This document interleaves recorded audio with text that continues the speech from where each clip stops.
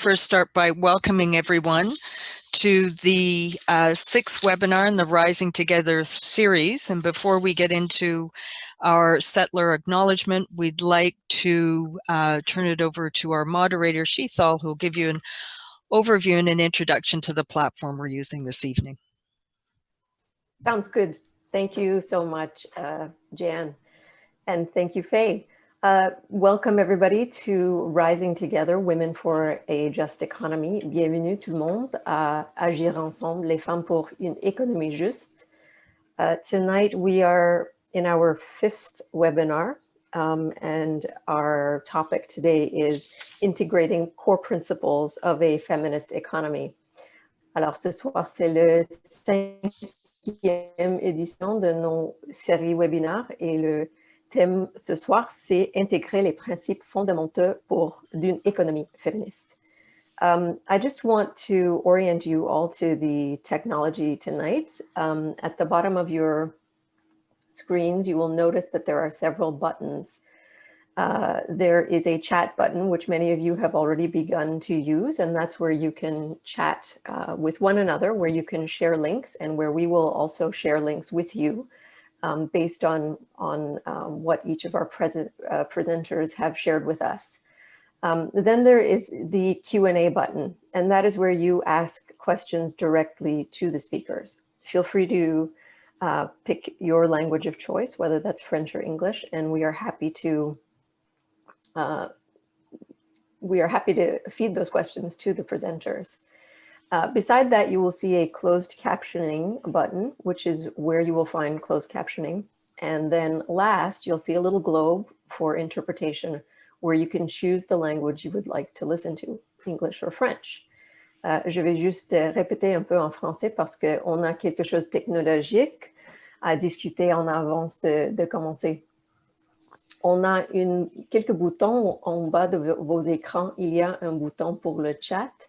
Ça, c'est pour échanger des messages une à l'autre et pour partager des liens, si vous voulez. On va aussi partager des liens des présentatrices, oui, qu'elles ont partagé avec nous. Et puis, à côté de ça, il y a un Q&A bouton. Ça, c'est pour les questions. Si vous voulez poser des questions à des présentatrices, veuillez écrire là. À côté de ça, il y a un petit CC. Ça, c'est pour le sous-titrage codé, si vous voulez. Et finalement, à côté de ça, il y a un petit globe pour l'interprétation. Et ça, c'est pour choisir la langue que vous souhaitez écouter, anglais ou français. Et ça, c'est tout. Si vous avez des questions, n'hésitez pas avec le chat. If you have any questions about the technology or anything, please don't hesitate to ask it in the chat button. I now turn it back over to Jan and to Faye. Great.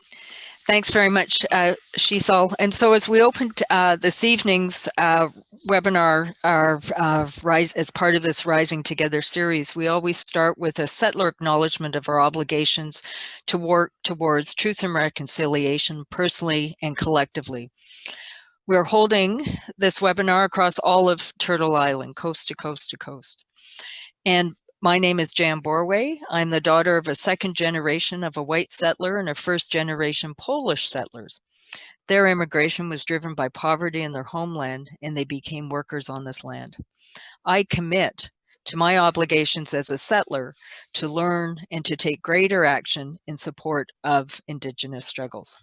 And Faye? And I am a first-generation settler in Canada, the first of my family to be born here. My family were displaced from their lands in the Philippines and in Armenia due to colonialism, genocide, and racism, and they found sanctuary in Treaty 1 territory. I commit to my obligations to unlearning, relearning, and working to build good relations and combat colonialism. Thank you, Faye. So as we start our session this evening, we ask each of you, all who are settlers, to think about how each of us can take concrete steps and to take action towards full recognition of all Indigenous peoples, of Indigenous lands, and the structures that our society continues to rely on to oppress and to maintain colonialism. Our settlers before us failed to respect and acknowledge Indigenous peoples, practices, Indigenous laws, and ways of knowing. Settlers approached their relationship with First Peoples as one of cultural genocide, and this failure to respect and acknowledge continues today. Settlers failed to abide by signed treaties and agreements with First Peoples. The failure to abide by these treaties and agreements signed in good faith by Indigenous peoples years ago continues today.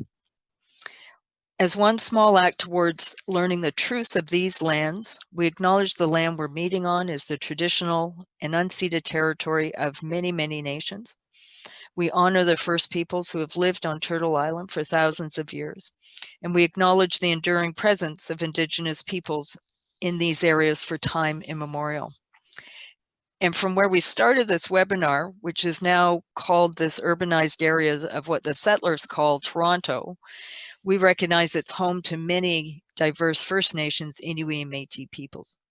This land includes the lands of the Mississauga of the Credit, the Anishinaabe, the Ojibwe, Chippewa, the Haudenosaunee, and the Wendat peoples. We acknowledge that Toronto is covered by the Dish with One Spoon Agreement and Treaty 13 with the Mississaugas of the Credit. So we ask each of you, as participants this evening, and as participants in this webinar, to just reflect for a moment. Think about your role as an individual and the role you and your organization can take, the concrete steps to fully recognize Indigenous peoples. And we hope, and may, this Rising Together webinar series be one small piece of that journey. And with those comments, I turn it over to Faye, who will initiate a brief slide presentation to help set the context of the Rising Together webinar series, because we recognize many of you are joining us for the first time, and we're absolutely thrilled you're here. So over to Faye. Okay, so I am going to share my screen, and oops, there. Don't worry, it's a short slide presentation because, as Jan said, there are a number of you who are new to this series, and we have been gathering regularly for the past number of months. This is webinar 6, as you've heard, but it's part of this broader mobilizing piece that we've been working on for 2 years, where we have been building cross-movement solidarity amongst a number of social justice movements. We've been bringing people together who are in the labor movement, in the social services sector, in Indigenous rights movements, climate justice, migrant justice, disability justice, and many more different movements, all working towards real change to get at the roots of what drives systemic inequality for women. And as we come together, we're learning from each other about the different work that people are doing so that we can act in allyship from a position of knowledge and understanding. So the entire webinar arc is about building that capacity to work together, to be good allies, and to find our points of common concern, common interest, common strategies, so we can plan an alternative vision that truly leaves no one behind.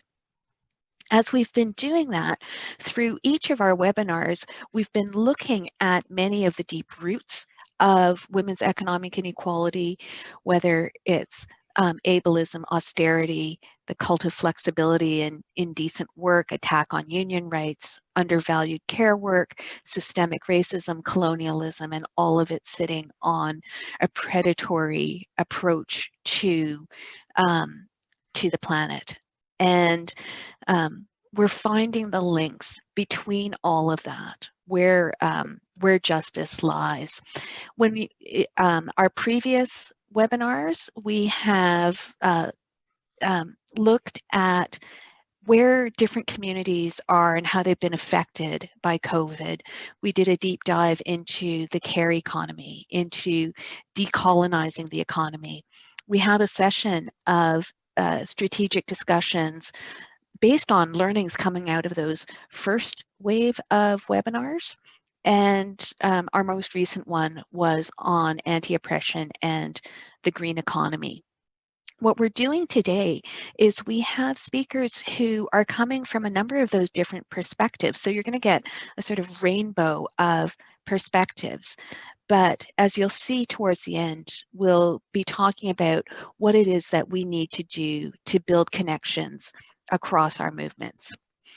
So why don't I stop? Oops, actually, before I stop the sharing, this is the wonderful lineup of panelists that we have with us tonight. Armen Yanisian, Economist and Atkinson Fellow on the Future of Workers, Anjum Sultana from the YWCA Canada, Dr. Ingrid Waldron, Suzanne Skidmore, and Sarah Jama. And Sheetal will introduce them to you properly as we move on to the rest of tonight's webinar. Thanks so much, Faye. As mentioned, I will introduce each of the speakers, giving you a short bio before they all speak. And the way that this will work for tonight is that each presenter will speak for about 7 minutes, 5 to 7 minutes, and then I will ask each of them directed questions.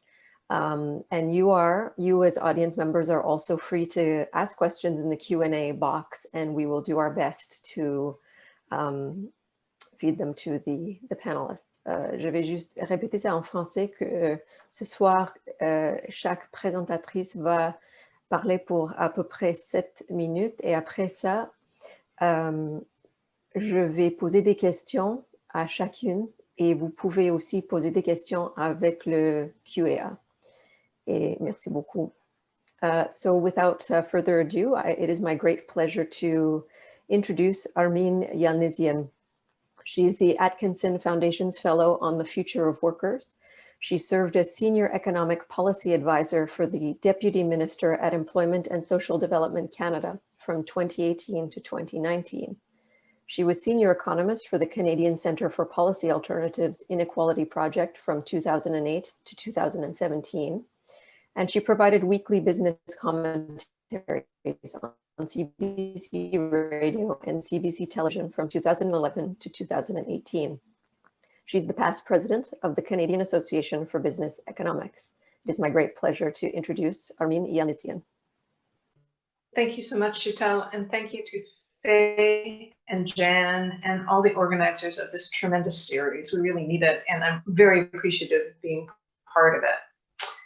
I think we're all being asked, how do we come into this story? And I am the Atkinson Fellow on the Future of Workers, not just the future of work, but the people that do the work. And then the pandemic hit.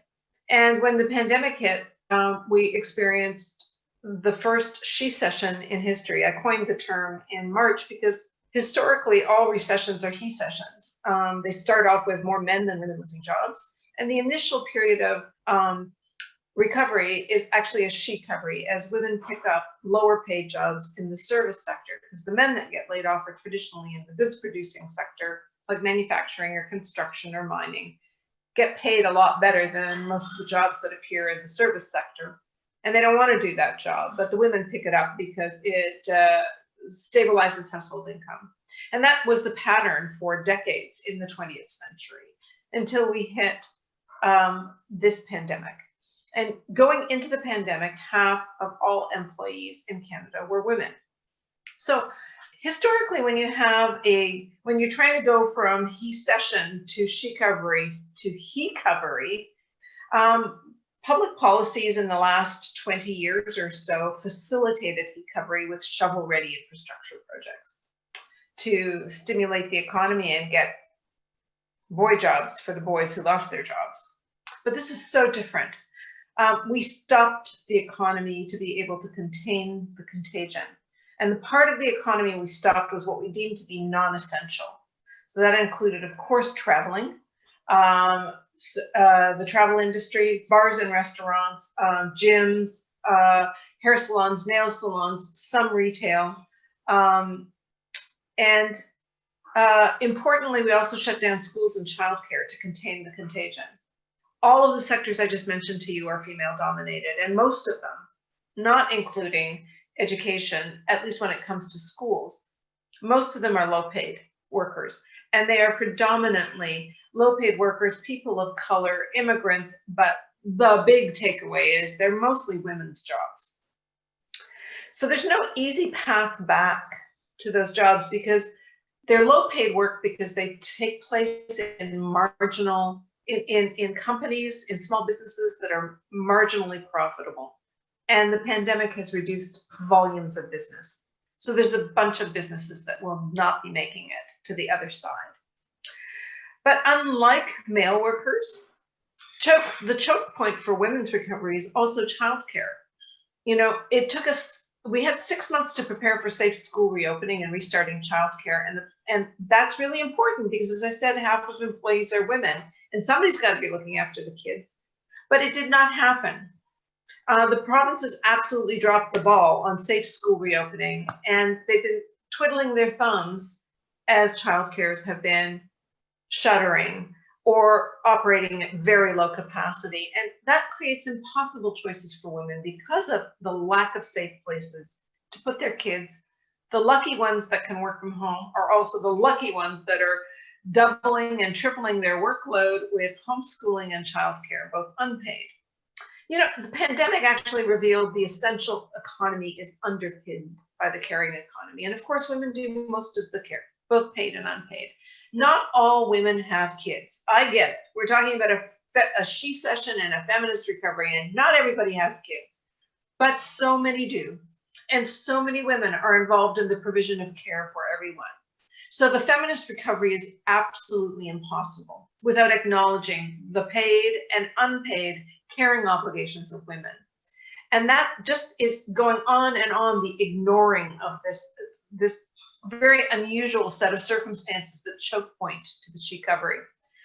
Because when governments look at recovery, they see shovel-ready infrastructure. They do not see childcare as critical social infrastructure. They view it as essentially part of a personal choice. It's your choice if you have kids. It's your choice if you work when you have kids. It's your choice if you need childcare to do that. And what kind of childcare is also your choice.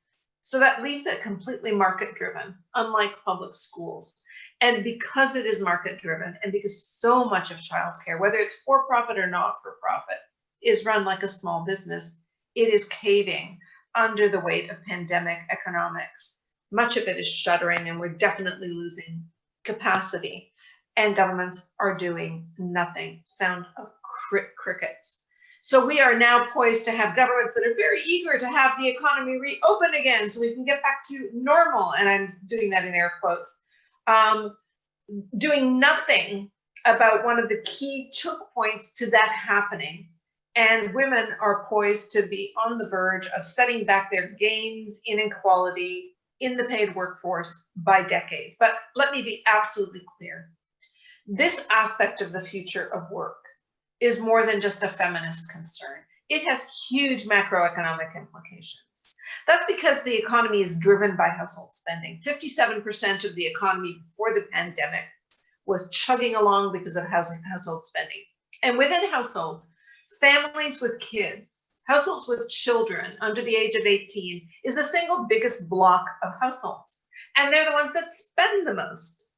And within those households, moms contribute 40% of household income. So if moms don't find a way back into the paid workforce, the economic recovery is destined to stall and even reverse course. And we will be looking at a very long period of recession, maybe even an economic depression, which may not be avoidable anyway. But we absolutely know there are things that could be done, and childcare is one of them. to make sure that families can keep providing for themselves. So simply put, as I've been simply putting it since the spring, there will be no recovery without a sheet covering. Mathematically, that's impossible. And there will be no sheet covering without childcare. And I'll leave it till later for us to dig into this one a little bit, even though I know childcare isn't something that all feminists worry about these days. Thank you so much. I will now move on to our second presenter. Anjum Sultana is the National Director of Public Policy, Advocacy and Strategic Communications at the YWCA Canada, the country's largest and oldest gender equity organization. The YWCA Federation has 32 member associations that work in 300 communities across Canada, and together they reach over 330,000 people each year. Anjum is the primary author and operations lead for a feminist economic recovery plan, making the economy work for everyone, the first nationally focused recovery plan of its kind. Anjum holds a master's in public health from the Dalhousie School of Public Health at the University of Toronto. Her commentary has been featured on platforms such as Apolitical, CBC, First Policy Response, and Public Policy Forum. It is my pleasure to introduce Anjum. Thank you so much, and it's such a pleasure to be here tonight with all of you from coast to coast to coast. As mentioned, I work at YWCA Canada, and for us, this crisis has been one, unfortunately, that we've seen before. So like mentioned, we've been around, we're one of the oldest gender equity organizations in the country, and so we've experienced past pandemics. For example, the 1917 Spanish influenza, we were there. Working in communities across Canada, supporting people in crisis, supporting families in crisis. And so for us, this is really important to share because when it comes to pandemics, whether it's a Zika virus, whether it's a Spanish influenza, or as we've seen, COVID-19, communities who were already marginalized and experiencing inequities before the crisis, it only deepens the concerns.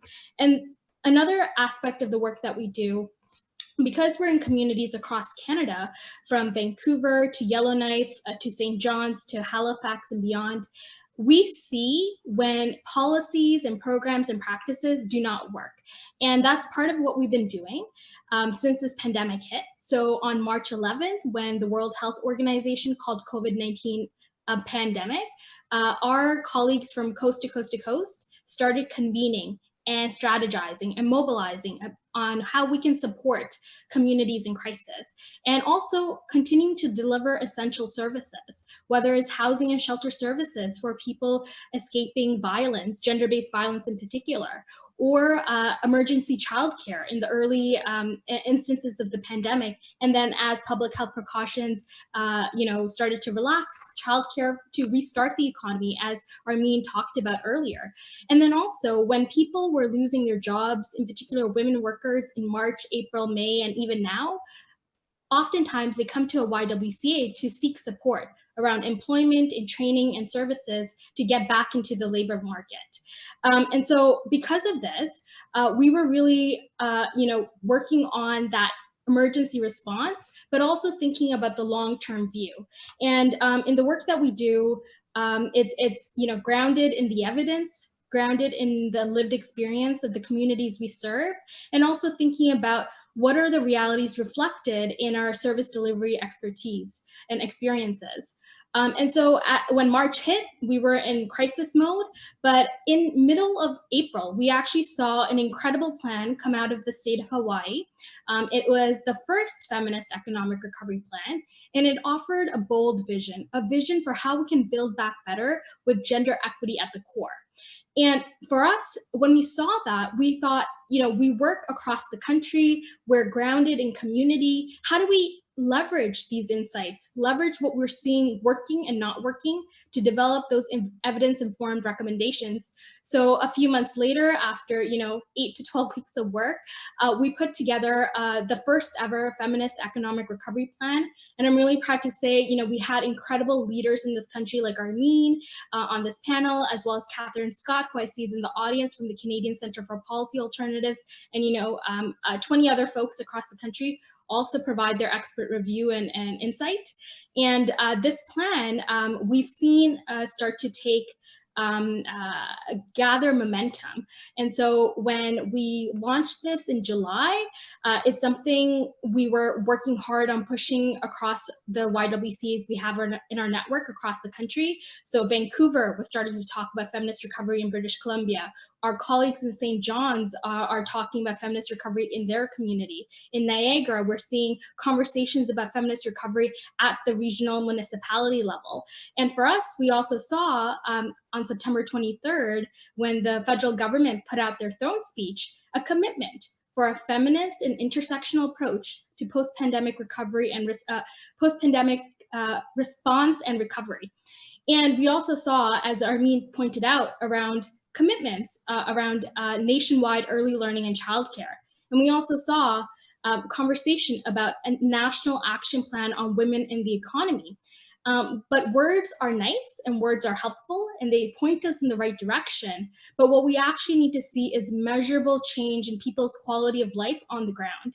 And so when we talk about measuring and measurable change, we also have to talk about how do we measure impact? How do we measure success? So right now in conversations about recovery, we are talking a lot about how do we get back to pre-COVID life, pre-COVID job numbers, pre-COVID GDP. We also need to problematize that, right? Are the jobs that are coming back decent and providing people benefits and good pay for having a decent life? Are we talking about addressing income inequality, which has only worsened during this crisis when we think about the amount of money that the top 1% are making during this period of COVID? And are we also broadening our thought process about, when we think about economic recovery, are we also thinking about gender-based violence, which has increased during this pandemic by 20 to 30%, and also how critical social determinants of health like housing are in addressing the homelessness crisis? These are all, from our perspective, critical aspects of a feminist recovery. And so I want to end off, what this year was supposed to mean. So in January, and just in the early parts of 2020, activists around the world were gearing up to celebrate the 25th anniversary of the Beijing Declaration and Platform for Action. So back in 1995, 14,000 activists in Beijing put together the most progressive platform for gender equality on the international stage. And this year, in 2020, we were supposed to reflect on how far we've come and where we need to go. And it's quite scary to think about this could be the year that unravels all of that progress, 25 years of work. And so for us, it's crucial in this moment to take urgent action because this is what the moment demands. And for us, we see a feminist recovery as providing that roadmap back. So when you look at the feminist recovery plan that we've offered as a humble contribution at www.feministrecovery.ca, it's a starting point. But it is what we need to create the society we deserve. And for us, as we talk about recovery conversations, we can't have it without centering the perspectives of women, two-spirit, and gender diverse people. So I'll leave it there. But for us, recovery is a conversation that needs to also center care, because that's what's been saving us in this crisis. From childcare to elder care to the social safety net and also mutual aid that people across the country are engaging in. That's the roadmap forward. So I'm looking forward to the conversation today and unpacking this further. Many thanks, Anjum. Our next presenter is Dr. Ingrid Waldron. She is an associate professor in the Faculty of Health at Dalhousie University and the director of the Environmental Noxiousness, Racial Inequities, and Community Health Project, the Enrich Project. As the director of the Enrich Project, Dr. Waldron has been investigating the socioeconomic, political, and health effects of environmental racism in Mi'kmaq and African Nova Scotian communities. It is my great pleasure to introduce Dr. Ingrid Waldron. Thank you, Sheetal, and thanks for inviting me, and thanks to the audience for attending. Yes, over the past 8 years, I've been conducting a study on the socioeconomic, political, and health impacts of environmental racism, and I've been doing that through the Environmental Noxiousness, Racial Inequities, and Community Health Project, the Enrich Project. And this is a project that is a partnered and collaborative community-based project that is examining the disproportionate location or siting of polluting industries in primarily Indigenous communities in Nova Scotia and African Nova Scotian communities. Of course, in Nova Scotia, African Nova Scotians are the oldest Black community in Canada, have been in Canada for 300 years. They tend to be located in rural or isolated or out of the way communities. And what I found with this particular issue is that those communities that are racialized, that are low income, that are living in out of the way or isolated places are the communities that tend to be closer to polluting industries. So when I started the project, it was new to a lot of people, the topic of environmental racism, and I got asked a lot, what is it? So I just want to provide you with a brief definition of it. So it is about the fact that government and industry, through policy, through environmental policy and through environmental assessments, tend to cite polluting and harmful industries in racialized communities, primarily Indigenous communities across Canada, but in Nova Scotia, also Black communities. And it has a lot to do with the fact that these are the communities, when we look at those intersections of race and culture, living in isolated communities, those are the communities that tend to have less ability to fight back or to resist against the placement of these sites. So it's about power, it's about disproportionality, but it's also about the fact that environmental policies and environmental assessments result in the spatial clustering of these industries in these communities. So it's about environmental policy essentially. That's the kind of driver that creates this situation. I have a particular interest in health because I am a health researcher, and looking at the health impacts of environmental racism, specifically looking at the physical health impacts, the psychological, spiritual, and mental health impacts is something that I'm very much focused on, but also trying to, I guess, disrupt the environmental justice discourse in Canada. So my project is dealing with gaps in terms of perhaps not seeing enough health, or seeing that there's a gap in terms of addressing health issues, but also disrupting the environmental justice lens, because I felt throughout my project that the use of the term environmental justice tends to obscure or negate or undermine the centrality of race, right? So for me, this is essentially a race issue. It's the lens that I look through to examine these issues, while of course connecting race and racism to gender and income and class. So I kind of address what I feel is problematic about the environmental justice lens, and that we first have to look at the condition, the illness, the problem of environmental racism, and environmental justice are the tools, whether it's legal tools or legislation, that's the tools, but we can't start talking about environmental justice before we spend some time talking about the illness, the condition of environmental racism.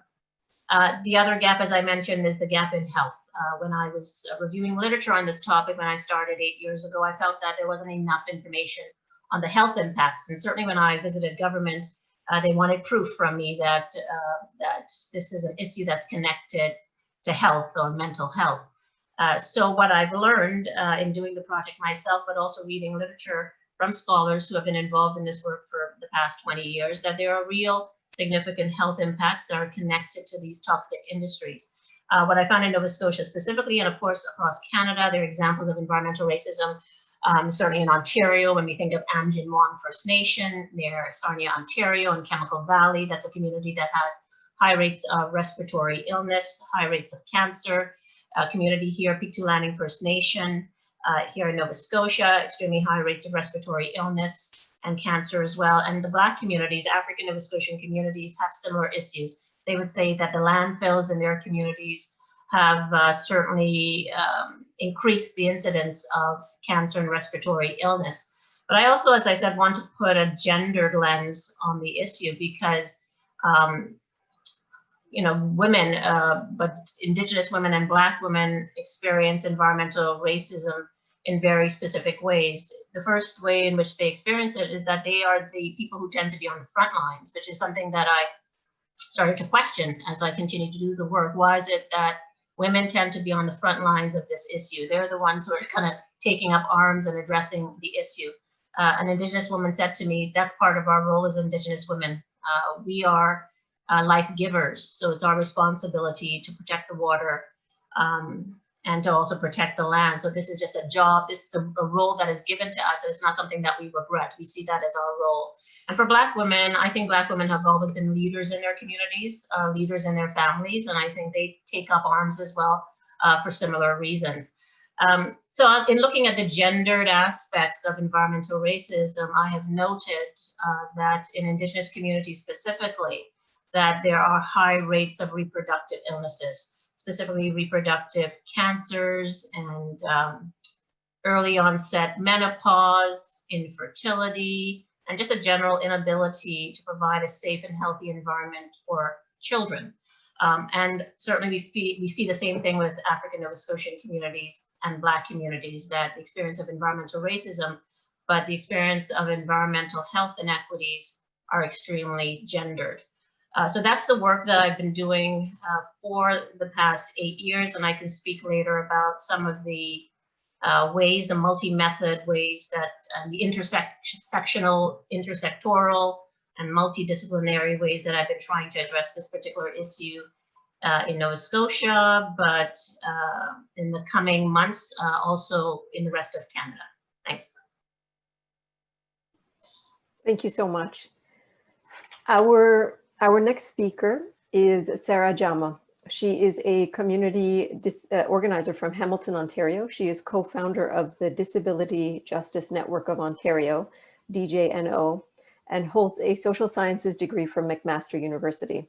Her lived experiences have fostered interests and a passion for community engagement, disability justice, and activism. It's my great pleasure to introduce Sarah Jama. Hi everyone, thank you for having me today.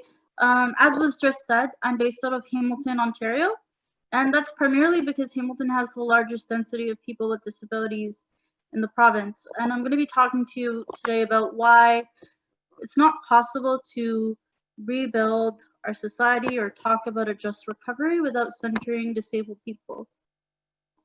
And I also just want to say before starting that I'm going to try not to gender the conversation too much, just because I understand that gender is not real, gender is fake. The binary doesn't exist. And so that's kind of how I'm like coming into this conversation. When the pandemic hit, there was a lot of conversations around the ways in which people were being left behind, particularly in long-term care homes, and there was a lack of an ability to connect these conversations about people who are the hardest hit by the pandemic and COVID-19 to the history that Canada has with regard to how we've treated disabled people in this country. Not a lot of people really understand the history, but the ways in which we had institutionalized disabled people were almost an exact replica in terms of the ways in which we were sending off Indigenous children to residential schools. What I mean is that the government invested into institutions across the country that took women and children from their homes using a nationalized campaign structure that basically said it would be better for disabled people to be hidden away from their communities where they could receive care. And what happened in a lot of these institutions were women and children predominantly were physically, emotionally, and sexually abused. Particularly at the Aurelia Asylum for Idiots, not too far from where I am in Hamilton, about 2 hours away. People were buried without names, just numbers, after being killed in these institutions.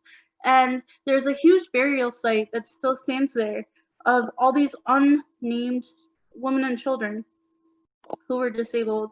And on top of this grave site now, where this institution used to stand, is the training ground for the Ontario Police Services, which I don't think is an accident. I think this is super connected. But anyway, we have this entire history across Canada of institutionalizing disabled people and abusing them.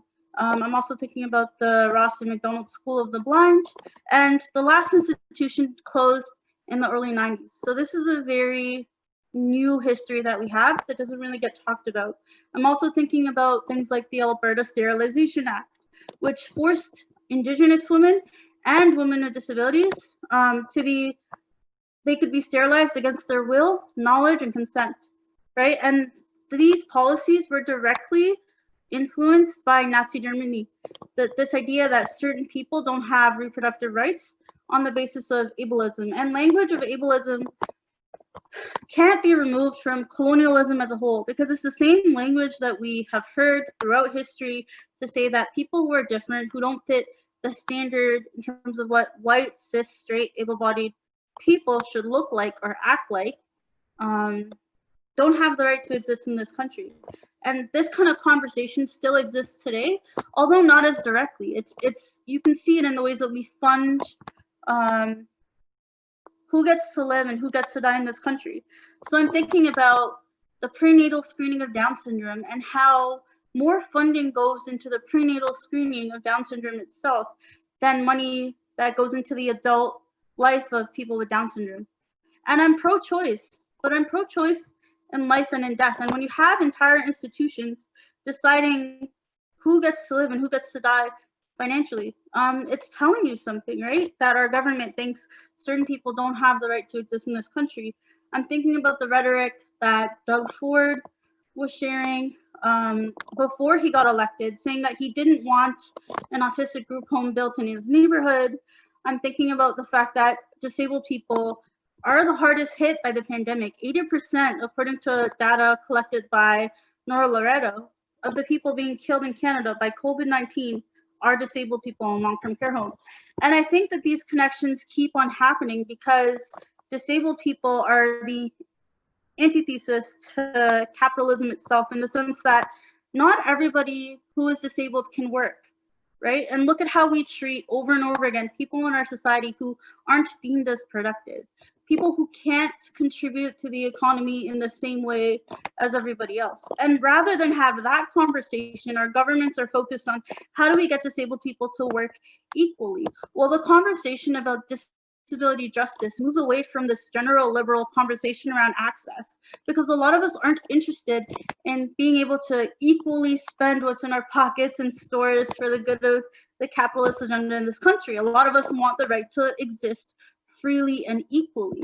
And that means understanding that people with disabilities, a lot of people cannot work, that our seniors cannot work. And what do we do with these people? We dispose of them, right? And you can see this over and over again, even with recent conversations around CERB and who we were supporting. The federal government said on one side of their mouth that disabled people should stick to social assistance, not be able to access CERB, and everybody else who was affected by COVID-19 could make $2,000 a month. Meanwhile, social assistance rates across this country are abysmal. They're below the poverty line, right? So we're saying, again, through legislation, that disabled people don't have the right to exist freely and equally in this country.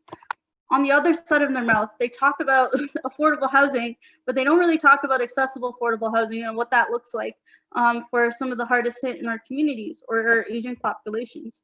They also don't really talk about at all this idea that, you know, people with disabilities can't work, and we need to be able to not focus just on the economy and reopening. Just yesterday, the Ford government put out entire documentation about ways in which he was hoping to keep the economy open. It's a 20-page documentation that basically says we can afford to stay open. And meanwhile, he's also negotiating a triage protocol that Arch Disability Law is fighting, that basically says disabled people will be at the bottom of the list in terms of who can receive care in hospitals and ventilators should we get into a state of emergency. So there's an actual protocol that lists types of disabilities in terms of who would be able to access care, who's worthy enough for a ventilator should we come to that. And that's already been implemented in the States. Not only that, but we're seeing in the past 2 weeks alone that prisoners are being offered, instead of parole, access to medical assistance in dying, right? So there's more funding and support going into the right to death than there is to the right to live freely and equally in this country, because we know there's a direct line between disabled people who end up incarcerated instead of receiving proper supports. I'm thinking about Solomon Fakiri, a Muslim man with schizophrenia who was killed in the Lindsay, Ontario Correctional Facility, while waiting for a hospital bed. I'm thinking about Abdirahman Abdi, a Somali man who was autistic. It was documented, who still ended up killed by police, and the person who killed him walked free. It's no coincidence that this keeps happening over and over again, and that the fact that 50% of the people who are victims of police violence in this country are disabled, that Stats Canada has already said that people with disabilities are 2 times more likely to experience violence and hate crime in this country, and yet it's not really being tied into this conversation of a recovery at all, because this is a population that's being seen as the most disposable. And what we see from the federal government is, instead of an ability to address these conversations holistically, they're pushing forward medical assistance in dying on December 4th at the federal level to say that people with disabilities can access MAID without a foreseeable death. So you don't need to be dying in order to access it. And the people pushing for it are upper middle class white people who can't fathom this idea of what it would mean to live a disabled life, so they would rather access MAID. I'm pro-choice in life and in death, but the people who will be pressured to access MAID the most are people living in poverty, people who feel like they're burdens to the state, people who've been told they're burden to the state, people who don't have access to clean water and would rather die in legal ways that will support their families in the long run than live a life here where you're told in Canada that you don't have the right to exist equally. And so I really believe that in order to talk about a just recovery, it's good to have a feminist lens, but more importantly, I think to have an anti-capitalist lens means that we're centering this idea that we shouldn't need to work in order to be valued in this country. That's a critical piece that's missing in terms of how we're shaping the future of what it looks like to be a citizen here in this country. Thank you so much, Sarah. Our final speaker is Suzanne Skidmore. Suzanne Skidmore was elected BC Federation of Labour Secretary-Treasurer in November 2018. A well-known human rights, social justice, and queer rights activist, Suzanne has served as Executive Vice President of BC GEU since 2014. She has also served as co-chair of the BC Fed's Human Rights Committee and is active in the Women's Rights Committee. It is my great pleasure to introduce Suzanne Skidmore. Thank you, and hard act to follow. Sarah's always so passionate and so many good points. I want to acknowledge, starting off this evening here, that I'm on the unceded traditional territories of the Kakite First Nations in New Westminster, British Columbia. We've just come out the other side of a provincial election here, as you're probably well aware, and nice to see some of our elected folks on the call. And you know, it's an interesting time to be in British Columbia, have a progressive government re-elected with a strong mandate for some of the things that everyone's talking about, whether it be childcare, access to proper healthcare, and accessibility legislation, things like that. Like, there are a lot of really good things in the work here and in British Columbia, and I'm happy that we are going to be able to continue some of that. But I wanted to, just sort of chime in from my what would be sort of my area of expertise, which is coming from a worker's lens, and some of the work that we're doing with the BC Federation of Labour at all levels of government. But I want to thank the organizers for pulling us all together. This is such a great format and so many great conversations to be had as we move through this together to do some good work. So, we talked a lot about the times that we're in and how much we've endured together, challenges faced by people, communities, businesses, government at every level. But it's also an extraordinary time because there's an opportunity to create a country that works for all of us with, prosperous, resilient communities where we can all succeed, and that success is defined, I guess, in a different way, and that we're not actually leaving anyone behind, right? Sarah really touched on some of those points, and those really stuck with me. And so at the BC Federation of Labour, early on in the pandemic, we started having conversations about what does an economic recovery look like for everyone in British Columbia. We're fortunate enough in BC to have a seat at the table with the government on the Economic Recovery Task Force through our president, Laird Cronk. And able to make sure that working people's voices are heard as we're having those conversations, because they're often not. I believe the only other province where a Federation of Labor has a seat at the table, and this is just recently, is in Newfoundland. And so there's lots of conversations and a lot of work to be done for working folks in our country. So some of the things that we prioritized in our report, which I believe you can see in the chat links, and it's on our website, is making sure that workers have the basic rights around protection and health and safety, that there be an expanded, improved access to public services for people, that there be strategic investment to build a modern, future-ready economy, and that the recovery must include everyone. And one of the things that we almost instantly did after writing our report, although there's some really great stuff in there, we recognized that there's a whole piece, and I think it was probably not long after hearing Armine start talking about this sort of she-covery and the secession and the impact that it's having on women, non-binary, trans folks, workers of color, new people to our country. So we immediately started working on an addendum to our initial report, so that we made sure that we were looking at how do we rebuild with equity, ensuring that the economic recovery is done through an intersectional gender lens, that it can't be done without having those eyes on things. And so as we're moving through the pandemic with a deeper understanding of the gendered inequality in our country, just the realities of what are happening to folks, we know that those of us who work in this and are activists in these areas, we know that this is a reality. It's just really shone a light on how much inequality there is to people who maybe didn't see it before, which is interesting, and I think we'll talk about that a little bit later.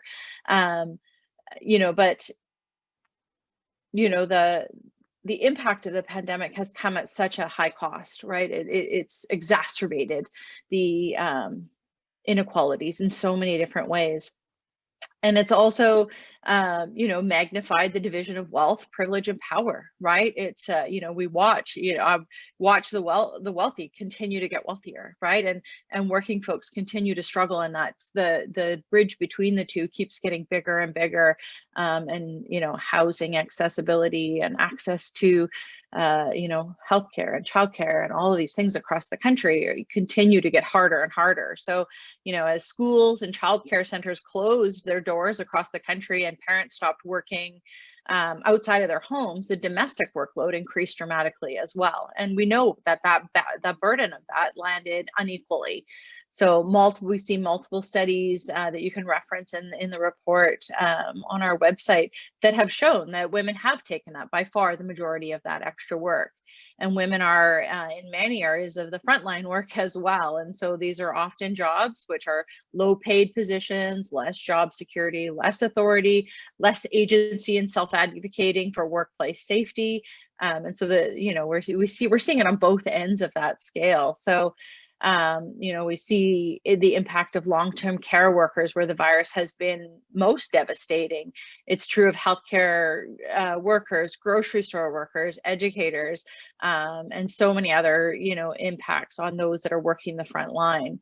Well, CERB has been a welcome lifeline for many people. We also know that there are a lot of people who haven't been able to actually access those benefits, or the impacts of access to those benefits can be costly as well. But we did some work early on in the pandemic with some sex workers and some organizations who support and help sex workers, because those folks were being left out of the conversation. They weren't even at the table. Nobody was even talking about, sex work and people who are, what we would call working in the gray economy, that doesn't fit all the criteria. It's not income-based. They're not income tested. They're living within, what would predominantly be seen as sort of the margins, but they're getting left behind. And so we were trying to find ways where we could open some doors and have conversations about how do we make sure that no one's getting left behind. So, as we shift away from the CERB, the impact we're noticing is even greater. It's greater on for women of color, for Indigenous women, and the impact is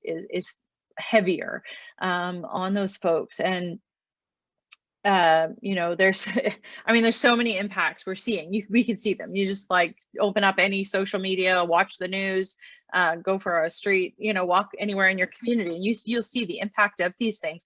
But there's so many impacts we don't actually even know yet.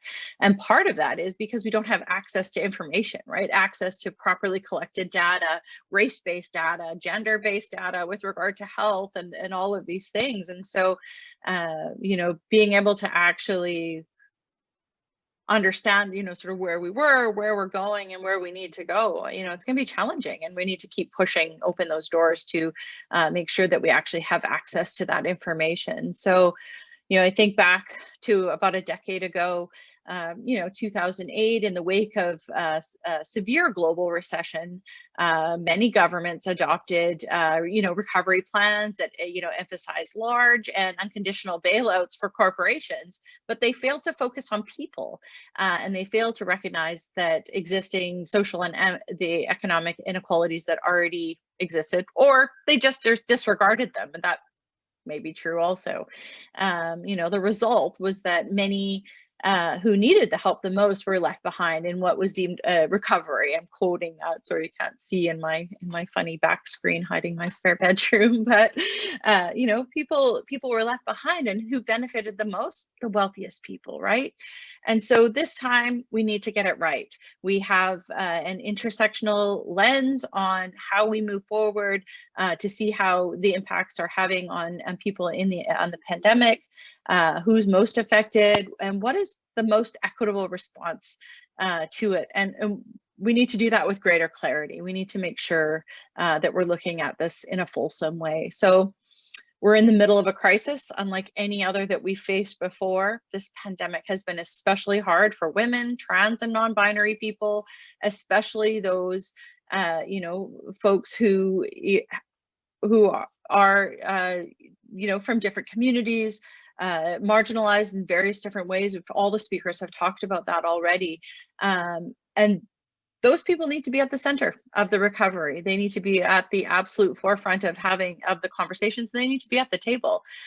So we need to take a gendered lens, intersectional gendered lens, and look past you know, the work where we are now, and allow that to shape our future. I mean, it's an opportunity, I mean, to look at it that way. So, you know, we never think of having to choose between the work that we do, and what I try and ground myself in is we don't want to choose between a recovery with justice for workers and a recovery with justice for women and trans and non-binary folks. We want to think of a recovery that includes everyone. It has to, we must. That, you know, I mean, that is a priority for sure. And so when we craft strategies and put equity at the forefront, we need to do more than just address the fallout from this most recent crisis. We need to make sure that communities are stronger, more resilient in the face of possible future pandemics, and allow us to make the most of prosperous times.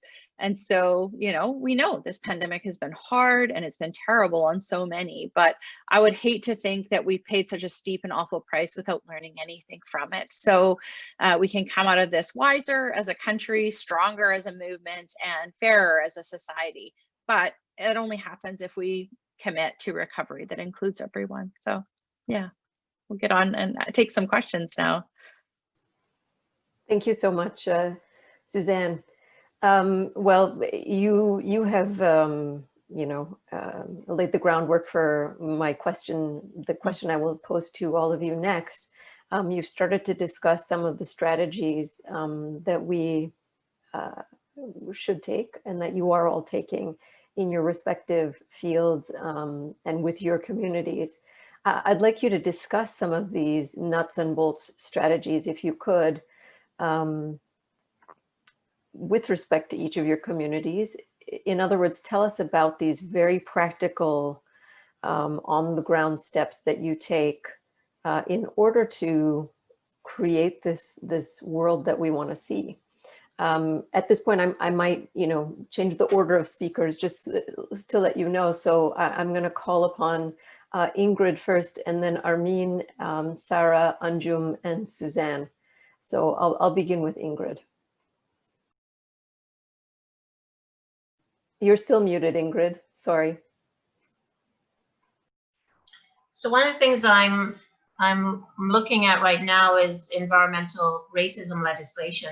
We've never had legislation in Canada that addresses the disproportionate impacts of toxic industries on Black and Indigenous communities. So in 2015, I partnered with Yalnizyan, who's now an MP, but was at that time an NDP MLA here in Nova Scotia. And I partnered with her in 2015 to develop the first environmental racism bill in Canada and in Nova Scotia. It was called Bill 111, an act to address environmental racism. She introduced it in the Nova Scotia legislature April 29th in 2015 and put it forward to second reading, and it was debated in November of that year, but it never got approved into legislation, and she did reintroduce it every year since then.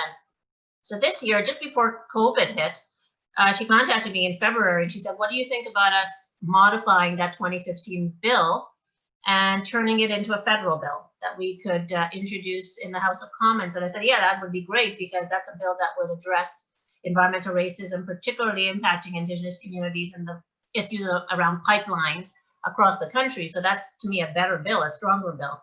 So she did. So we modified it and she introduced it in the House of Commons February 26th of this year. And she was like, Ingrid, why didn't you think of coming up to Ottawa and we could present it together and you can stand up and you can meet everybody? And I said, yeah, that sounds great. I do teach, but if I have time, I would love to come. And then COVID hit in Nova Scotia, March 14th. And I contacted her and I said, okay, what now? COVID hit, we can't put this forward to second reading. And she said, well, let's wait until the fall. And the fall came, September came this year. And I was like, okay, what's happening? So 2 weeks ago, I emailed her and I said, fall is here. What's happening to the bill? And she said, well, I've got some really great news. I'm planning to put it forward December 2nd. So, and she's very hopeful. This bill has had support from David Suzuki, from Elizabeth May, who's a Green Party leader, and from other people in her party. So she's hopeful that this bill could eventually turn into legislation. So it's something that I think is a missing piece of the puzzle. I don't think it's everything, but I think having legislation that is either environmental racism legislation, or at least legislation that centers the voices and experiences of Indigenous and Black people, is a key way to address environmental racism. So that's one thing that I'm very involved in. The other thing is securing a legal right for a healthy environment in Canada. We don't have that. Many countries around the world have secured a legal right to a healthy environment, and we have not. So I'm currently working with a network of individuals from different fields to secure that right. We just formed this network, and it includes people who are impacted, Indigenous communities, people, as I said, in different sectors. And we are looking at ways that we could do more immediate things in terms of encouraging the government, and particularly Justin Trudeau, to secure a legal right to a healthy environment. So we are right now finishing up an op-ed that we plan to publish in Toronto Star, or perhaps the Guardian, about the importance of securing this right. We're thinking of perhaps petitions and creating a campaign that would make it easy for the public to write to their politicians or to sign petitions, etc. So that's something that's very exciting, that I think would drive this issue and address the issue of environmental racism. The other thing that I continue to do is to engage in civil disobedience. I think civil disobedience and supporting communities on the front lines, communities that are impacted by this issue of environmental racism, is key. I think legislation is really key, but I think what civil disobedience does in supporting communities in that is that it brings attention in the media. It brings attention in general to the issue of environmental racism. So the communities here in Nova Scotia and across Canada have been very vocal about the need to address environmental racism, how it impacts them. And they're often involved in rallies and marches and protests and different activities to call attention to the issue, but also to eventually try to address the issue. So my Enrich project is always supporting communities on that front. I do a lot of public engagement events. I speak to the media, podcasts, radio, television, print, because there's always going to be people who don't know what environmental racism is and will always ask me, what is that? So that's work that I continue to do in terms of bringing attention to it. The other thing that I'm doing is trying to get this information into the curricula, because young people are our future leaders. Young people will be holding positions of power in government and at Nova Scotia Environment and in ministries of environment in Canada. So how do we get the information about environmental racism, colonialism, capitalism, structural racism?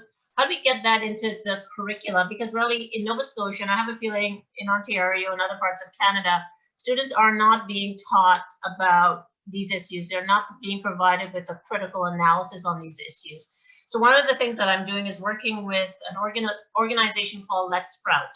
These are former Dalhousie students, graduated from the sustainability department, and they reached out to me about 2 years ago, and now we are working together on developing creative and online resources and tools that high school and middle school teachers can use in the classroom to teach about environmental racism, the histories of Mi'kmaq and African Nova Scotian peoples, of Black peoples and Indigenous peoples across Canada.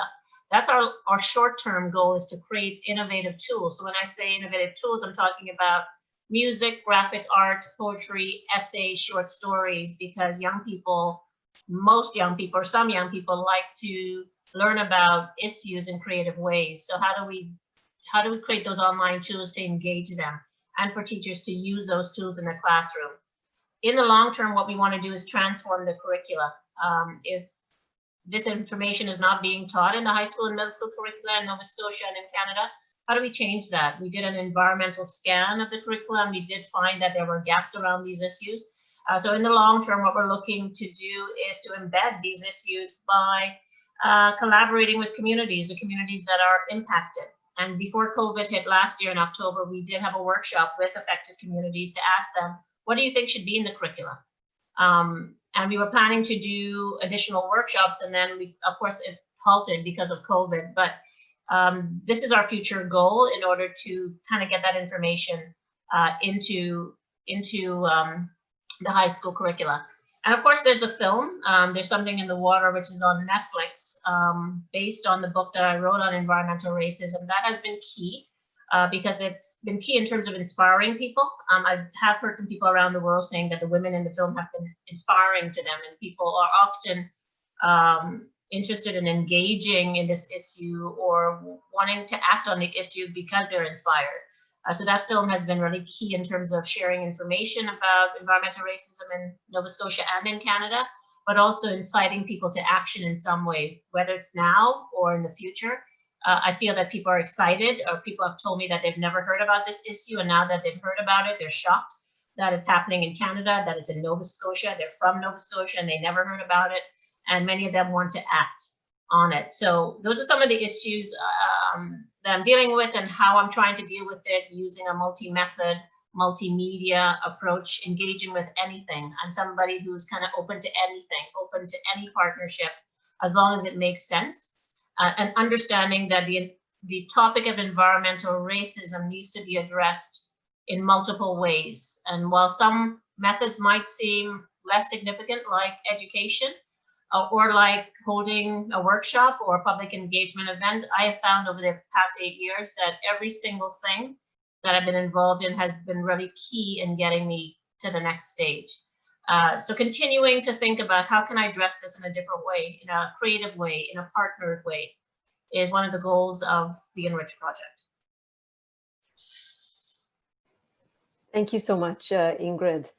I'd like to direct the same question to Armine. What are some of your practical steps, the practical advice that we could do, that you are doing with your community in order to achieve your She recovery and in order to mitigate the effects of the She session? I don't work with a community as directly as many of you do, because I've done economic analysis and policy stuff. So I kind of operate at in a different part of the war for an equitable recovery. I'm part of the air war. You guys are, more of you are part of the ground war, though Anjum somehow straddles many worlds. Ingrid, that was a fabulous rundown of all the different techniques. I'm familiar with some of them and have in the course of my career done all of them one way or another. And I think it's great that you're doing all of these things. I couldn't agree with you more that every strategy has got its strengths and every strategy brings together partnerships. In my case, the moment is historic in the course of my career. This is a remarkable opportunity for us to put flesh on the bones of an idea that has been kicking around for 50 years, almost to the day. On December the 7th, we will be marking the 50th anniversary of the report on the status of the Royal Commission on the Status of Women. And we've been talking about the centrality of childcare for women's ability to achieve their full potential for 50 years. We didn't talk about it that greatly 50 years ago.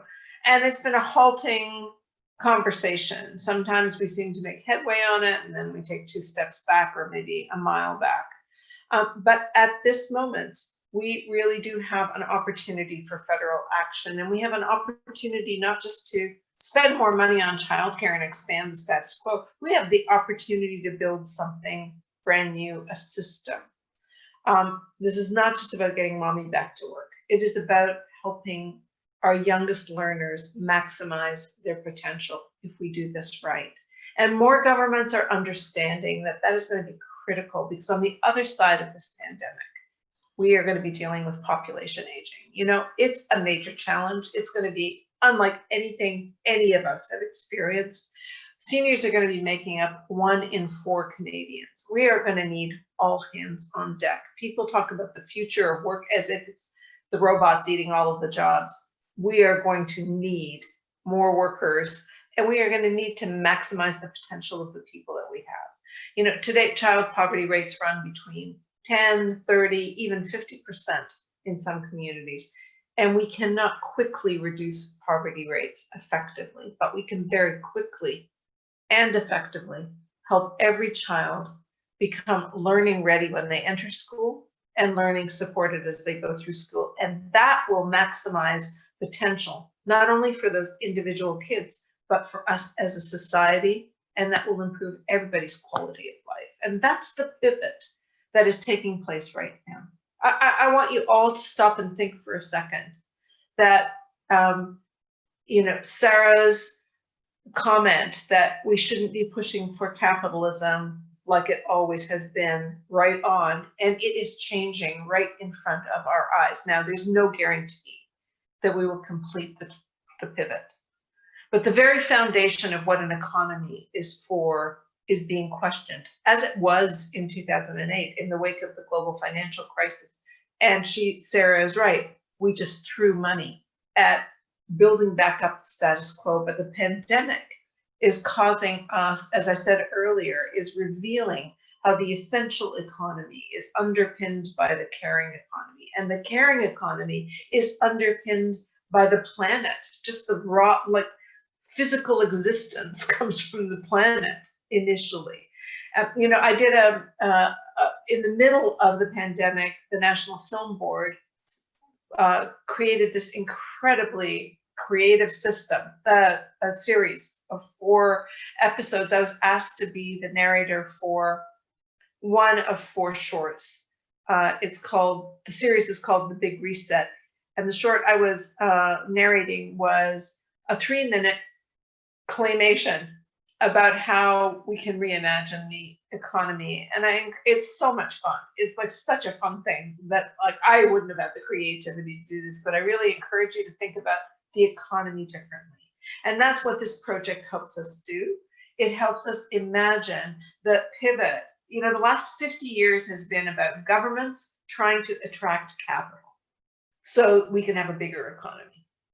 The pandemic has forced governments to talk about how we protect people. We don't do it well all of the time.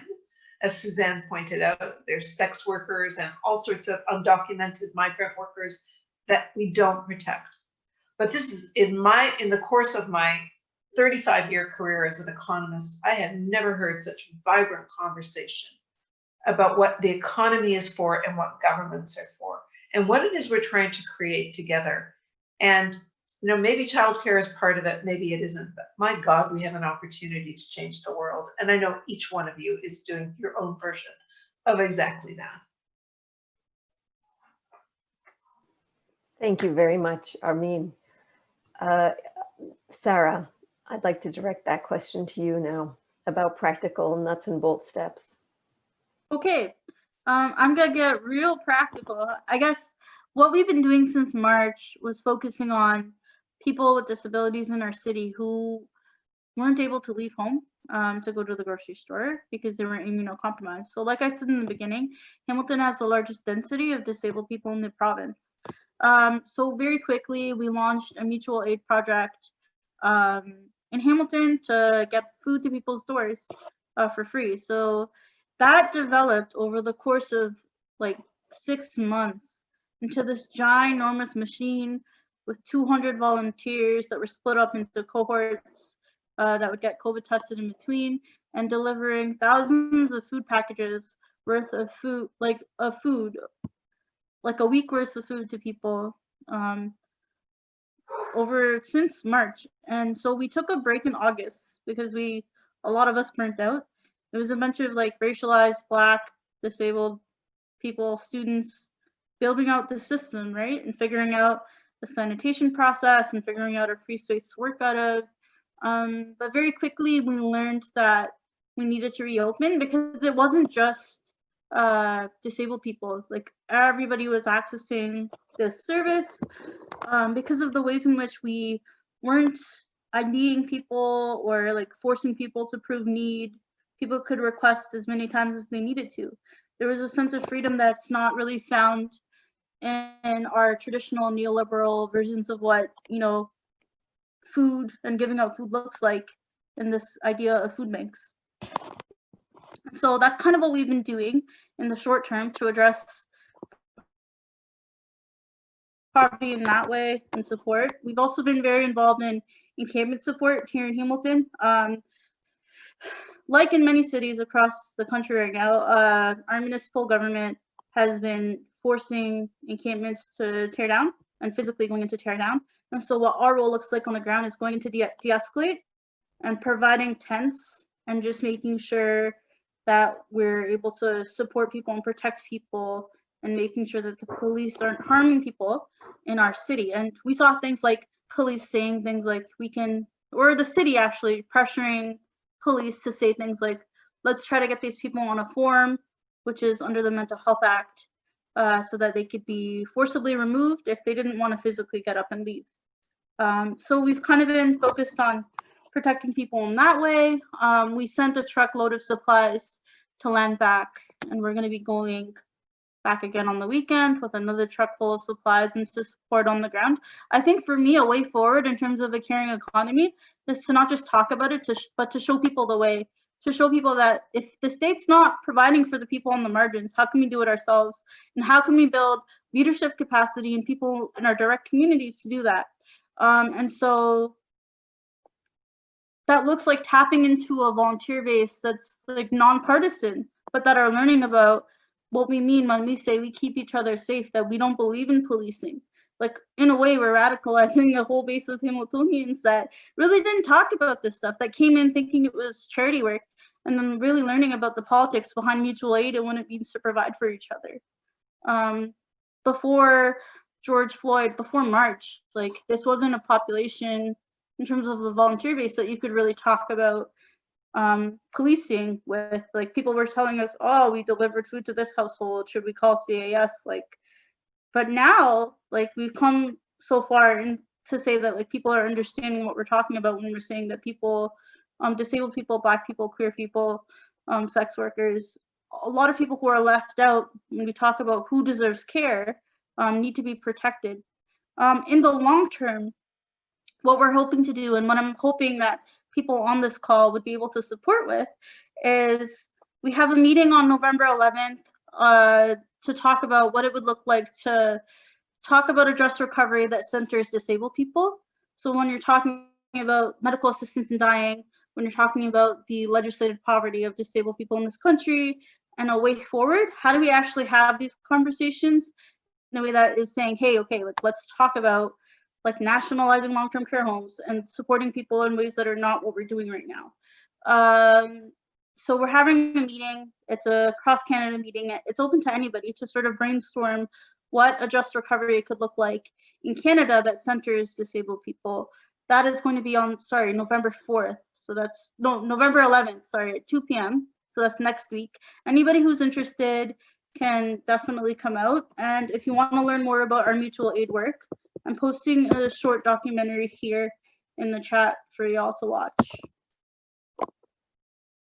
To reach out to me about the meeting also on the 11th, you can email info@djno.ca, which I'll put in the chat as well. Thank you. I'm not a policy wonk, so I appreciate the support. Thank you, Sarah. I'll turn now to Anjum. Yeah, so definitely echo everything that has been said already, from us needing to take urgent action on environmental racism, for us to really galvanize and leverage this policy window that has opened up that we haven't seen before, as Armine talked about, around childcare and how crucial that is, and how it is what underpins everything else in our society, from the economy to just what we need to have a good life. And care in all its forms, and to what Sarah was saying around disability, justice, mutual aid. So really amplifying all that. A particular window I see, or a lever that I see that we can influence as a collective here, is in the throne speech, they talked about having a national action plan on women in the economy. So this is a stated commitment of the federal government.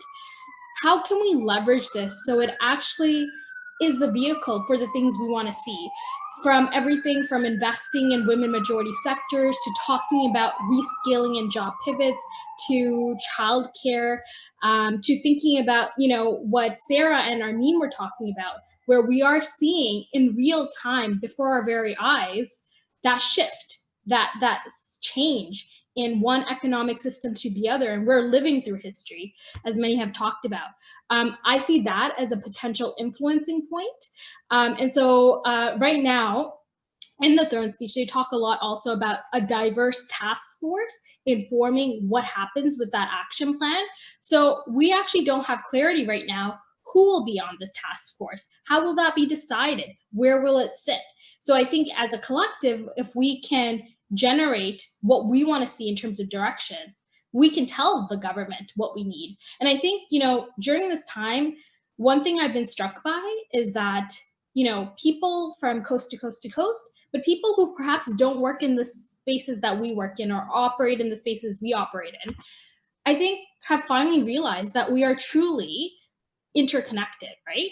And that the health and well-being of others is deeply critical to our own, and how we are connected by, the society that we're in. So I think people are also seeing the consequences of not having investments in the things that really matter, not having that caring society. People are seeing the devastation around them, right? And, I will say, compared to our neighbors to the south, it looks quite different, of course, but we can be so much better. So I think it's really leveraging this moment. And as Sarah was talking about, people are politicized in a way that I haven't seen before, right? I think in some ways, when we operate in the circles that we're all part of, this is like common parlance, like, we're always talking about these issues, but these same conversations people are having at their dinner tables, right? And we're seeing also with the rise and global reckoning on racial injustice, these are conversations that you can't ignore. It's undeniable. So I think for us as folks who are committed to this work, it's getting, that mobilization happening, getting people involved in this work. So one particular place I see is the action plan on women in the economy, the stated commitment on a nationwide early learning and childcare. If these are issues that you care about, I'm going to put in the chat an action tool we've created just to create an entry point for people to send a note to their elected officials, specifically at the federal level, to say that this matters to them. Because I think what we've seen is political pressure is working, but we can't let up. And we can't, let people feel like, oh, they did the words, that's enough. No, we actually need to see the action. So one of the things we're working on right now with the Feminist Recovery Plan is creating essentially a report card to see, check mark in the throne speech, awesome. But did we see it in the budget? Did we see actual change? Did we see, like I was mentioning before, a measurable change in people's quality of life? If not, then it's incomplete, right? And so that's not good enough. And it's not good enough. It wasn't good enough before, but it's definitely not good enough now with the incredible, I think, salience that these issues are having. So I'll stop there, but I think those are some of the things that I think we could collectively, across our different movements, across our different sectors, could work together. And I'll say, I work in the at a charity, and I'm part of the charity and nonprofit sector, if you will. Over 80% of this particular sector is comprised of women workers. And that is 2 million workers. It's 2 million workers total in the sector, but 1.4 million workers. And the thing is, sectors like ours are at risk. So it's also bringing in the sectors that are women majority and also bringing them in this conversation. And I'm happy to be a bridge in that world as well. So I'll leave it there, but definitely I put it in the if you could share the action tool, that would be great. And I'm hoping for more conversations and strategizing around actions together. Thank you, Anjum. And last but not least, Suzanne. Thank you, and some great input there. I'll try and be brief so we can make sure we squeeze in a couple more questions. One of the things, and Armine's talked about this as well, here in BC, we've started down the path of a $10 a day childcare plan, and that's happening here in BC. It's part of the commitment of the government elect, and we're going to hold their feet to the fire. And I know there's one of our MLAs, Sheetal, on the call, who I know will continue to do good work with that. But like, for almost all of my life, we've been promised a national childcare plan, right? Like, how many times have we said, oh yeah, we're going to do it. Oh yeah, we're going to do it. And we haven't seen it. And so, yeah, that like literally lifts people out of poverty. It makes access to work and environment that people didn't generally have before, because they have affordable childcare, affordable, safe childcare. And we also need to pay those workers well, right? Those like early childhood educators are so underpaid. The list there is long. I could go on that forever. But we also, we see things here in BC. We're moving away from the private for-profit healthcare or a long-term care model, as well as committing to different ways of doing things with Indigenous communities. We've got a long way to go. We're dipping our toes into the United Nations Declaration of Rights of Indigenous People here, but there's a commitment to do that, right? And there, and it's in our legislation, and there's accountability measures for sure. A lot of work to do for sure, no doubt. But there's an appetite to do that work, and there are a lot of us here who want to continue to do that work and do it properly, right? So one of my biggest push always is going to be making it easier for workers to join unions, right? We know that access to unions, regardless of what type of work you are in, whether you're in the gig economy, you're driving an Uber or a Lyft, or working for Fedora, or you're a sex worker, if you're a worker, you should be able to form an association and negotiate collectively to bring your whatever it is that is most important to you, lift the workers up in that industry, whether it's pay or healthcare benefits or health and safety in the workplace, whatever those things are. And the other thing, which is huge, and I saw some questions kind of come and go around this, around seniors and pensions and all of those things. We're seeing this like complete breakdown of what are like sort of traditional jobs that we pay into the pension plans, we pay into our social infrastructure of the country, that it's not adequate, but it's there and it needs to be built up better. But the increase in those types of jobs, those workers don't have access to pensions. They don't have access to benefits. They don't have access. They're not even considered employees. They're contractors of a computer program, basically, right? An app. And, so there's work we can do there as well, as far as that goes. And then I think more specifically, there has to be investment into programs that provide women avenues into jobs that they don't traditionally have. We have here in British Columbia, the government has invested in an organization called the BC Centre for Women in the Trades, and it creates opportunities and access to work in the trades that traditionally haven't existed for women, trans and non-binary people, and people of color and Indigenous people. And so there's some really good work there. But doing that work is super important, but part of that work also has to be culture change in the industry, right? You as a woman going into in any trades field right now, there's still sexism, there's still misogyny, there is still nepotism, access to the jobs is not there. But we have a real opportunity right now. We have a whole entire industry of workers, predominantly women of color, workers in the like hotel sector, hospitality sector, who may not have access to go back to the jobs that they had. Who knows? We don't know, right?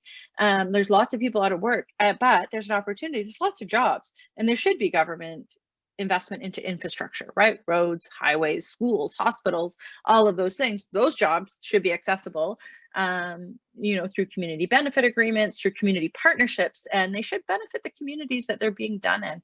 And they should also be accessible to people who traditionally haven't been able to work in those fields, that traditionally have been those shovel-ready white male jobs. And that's just a reality. So I think I'll stop there. Thank you, Suzanne, and thank you for addressing actually some of the themes, questions that have actually come up in our Q&A, namely about pensions and about what to do when precarious jobs have been cut and people can no longer contribute to their pensions in the traditional sense. I have one question here that I think is best directed to Ingrid, and it is from the Yukon Status of Women Council. Here's the question. We're seeing that the already very unregulated mining industry in the Yukon is profiteering from COVID-induced chaos. We are worried about the ongoing and potential increased implications for Indigenous women and girls who are impacted by this. Do you have any information or sources related to how COVID-related lack of regulation in mining activity has been shown to impact disproportionately Indigenous women and girls? No, because the studies on COVID in Canada are just starting. I actually have a new study on COVID, looking at how the social determinants of health expose African Nova Scotians to COVID, or put them at an increased risk. So I'm not focused on the Indigenous community, but I don't have any information because I think, some people have recently received grants on COVID. COVID is so new, and I haven't seen anything come out in Canada around that particular topic. Sorry, I can't help with that question. That's okay. I wanted to pose it anyway. If anybody else feels free, would like to jump in, please do. Yeah, I mean, I will. Any type of work in the resource sector, male-dominated sector, has an impact on community, and we see that all across the country. We see that up north. We see it in rural communities. It's sort of that boom and bust, and the impact that gets left behind on those communities, the people and their families that live there. You don't have to look too far when you look at some domestic violence statistics around women, and the impact on women in the communities, women at home that have partners who work in those sectors as well. There's lots of good research around that, like regardless of COVID. So, one can only assume that impact is still there. It's actually probably worsened because people's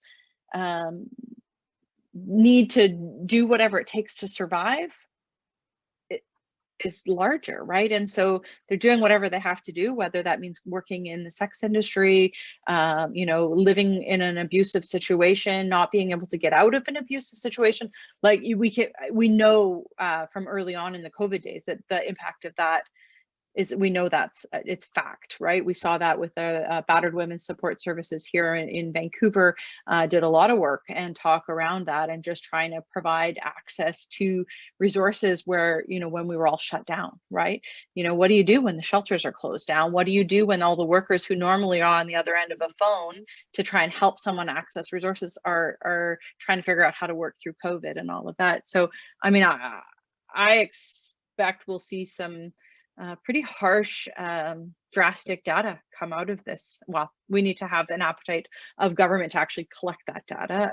And, you know, there's a lot there. Thank you very much, Suzanne. I want to mention that some of the questions that have come up in the Q&A have to do with migrant workers and the care economy. And I want to mention that webinars 1, 2, and 4 that we have done have focused specifically on the care economy and have featured panelists working on migrant workers and migrant justice. So I would like to direct you to our recordings on the Equal Pay Coalition website, which will have links to those videos there, and you'll be able to hear from experts speaking on those very topics. I'm mindful of the time, and what I'd like to do last is perhaps, you know, the most challenging task, which is to ask you all to think about how you work with one another. You know, we have a deep bench here of experts working in different areas. As Armine mentioned, she's working up in the ether in the war, in policy, etc. And same with Suzanne.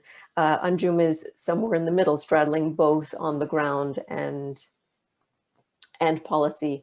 Sarah is on the ground, and Ingrid, again, is straddling both, let's say, knowledge dissemination and then on the ground work.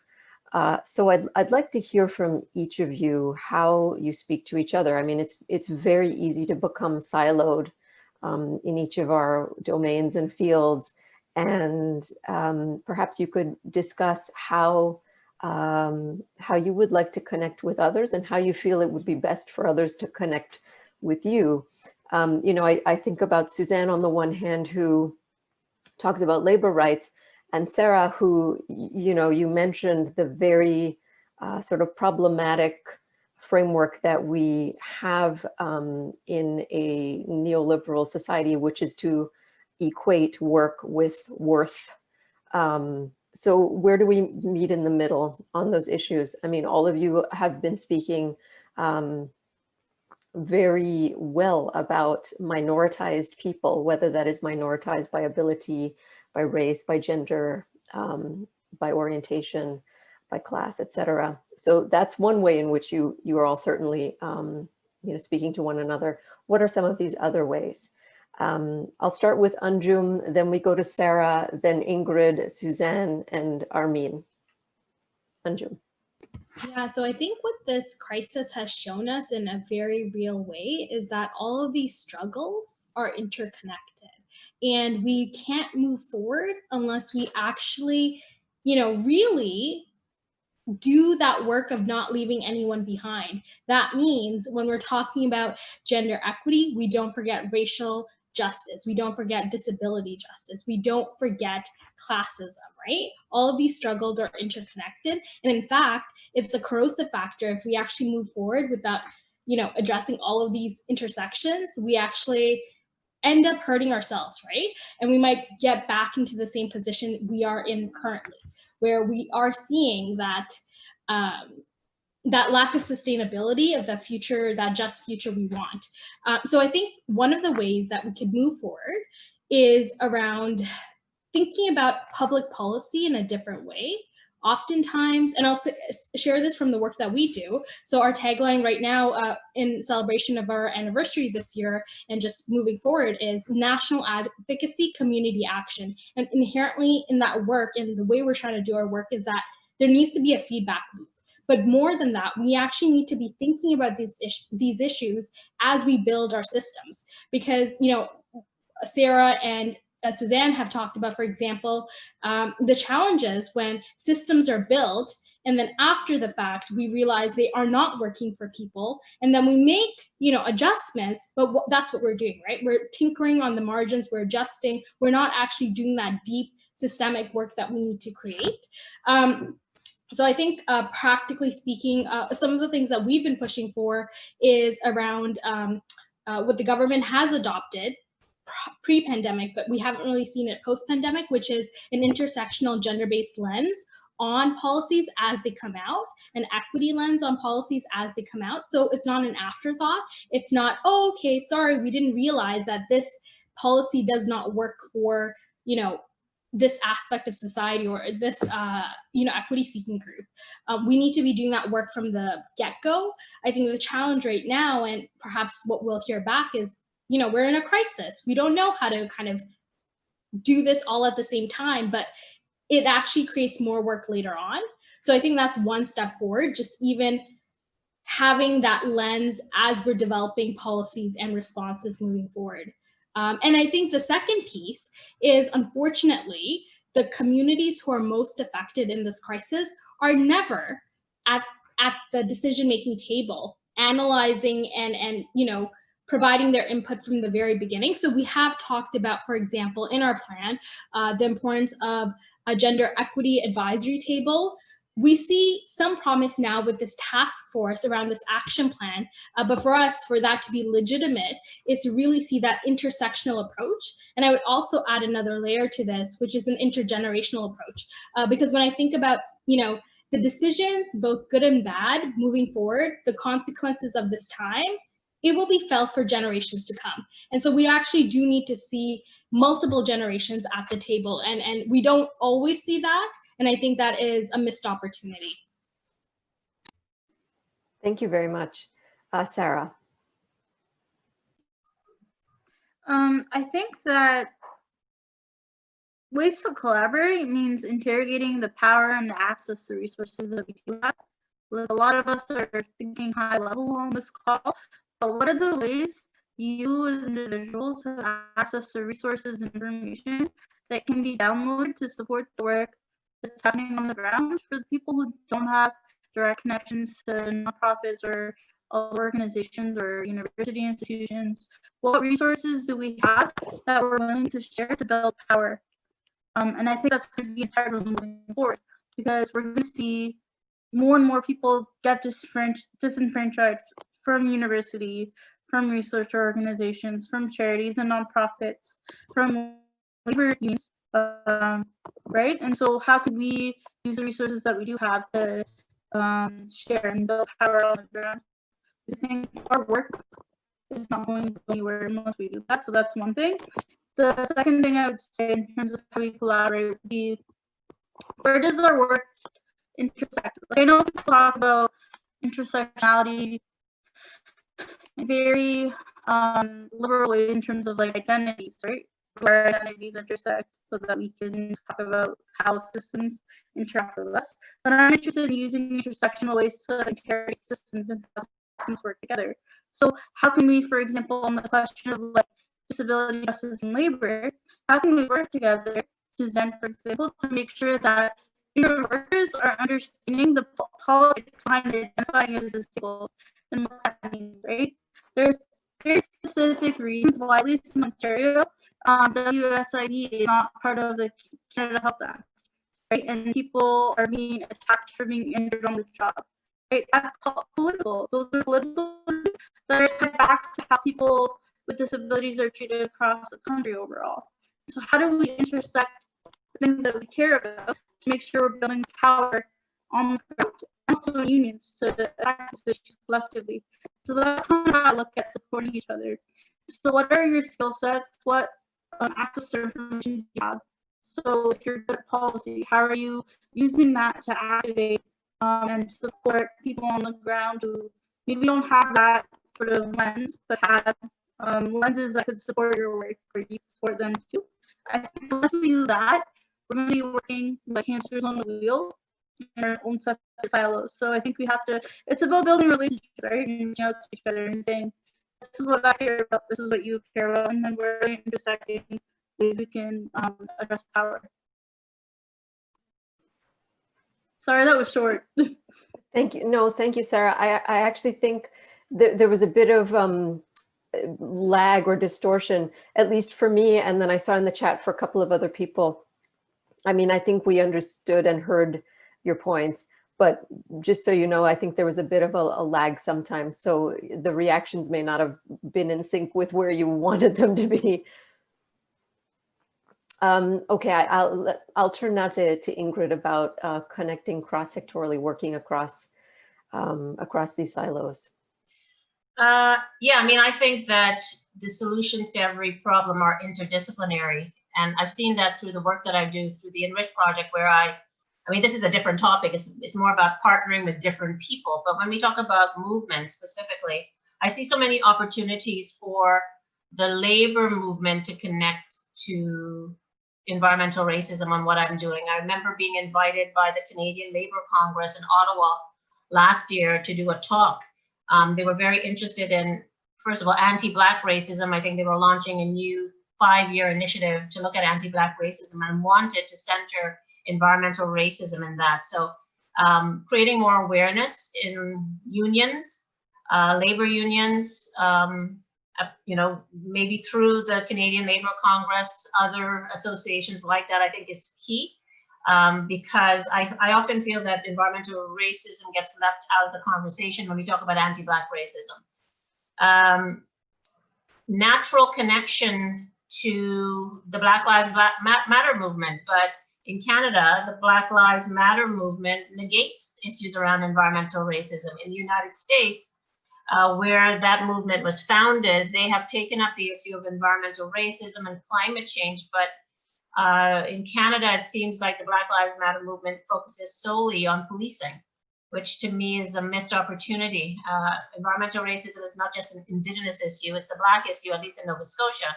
So I'd like to see the Black Lives Matter movement expand beyond simply policing. And they've expanded beyond policing in terms of they have concerns around health. Some of the things that Sarah talked about in terms of you know, aggression towards mentally ill people by police is something that the Black Lives Matter movement has focused on, but certainly not environmental degradation and climate change. And climate change and environmental racism are forms of double jeopardy or triple jeopardy for Black communities, because Black communities are racialized, they're low income, they're poor,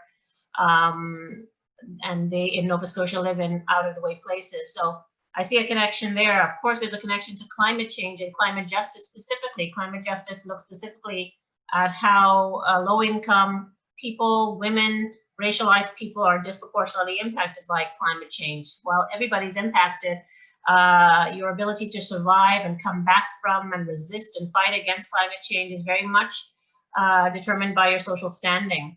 And climate change is connected to environmental racism, certainly, and the climate justice movement and migrant justice are all connected. The way I'm trying to practically build those movements across sectors is through a new, I didn't have a chance to talk about it earlier, but through a new national anti-environmental racism initiative that I co-founded with a guy in Toronto. And we are certainly centering it on environmental racism, but this is a new coalition that's going to engage with all those social inequities. We're looking at climate change, we want to look at policing, we want to look at health inequities, all of it, right? All of the social justice issues that we are concerned about.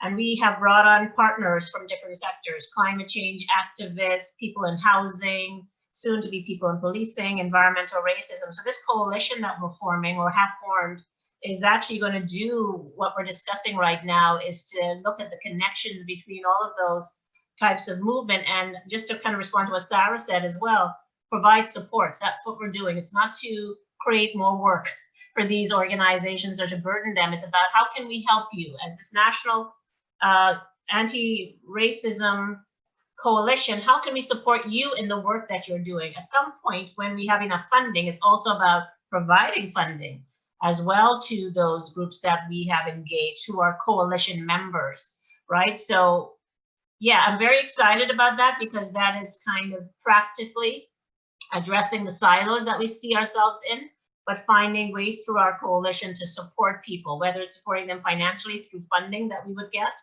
or supporting them in physical or other ways. So that's how I'm envisioning that through this coalition. Thank you, Ingrid. Suzanne. Thanks.